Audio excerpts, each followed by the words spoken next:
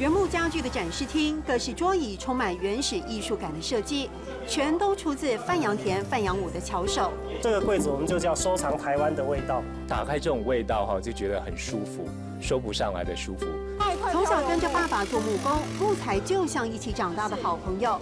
樟木、榉木、桧木，每块木料都是活生生的历史。空气中弥漫香芋的芬芳，连蝴蝶、蜻蜓都被吸引而来。我跟一只蜻蜓同坐在一张椅子上很久了，它也丝毫不受我们的影响。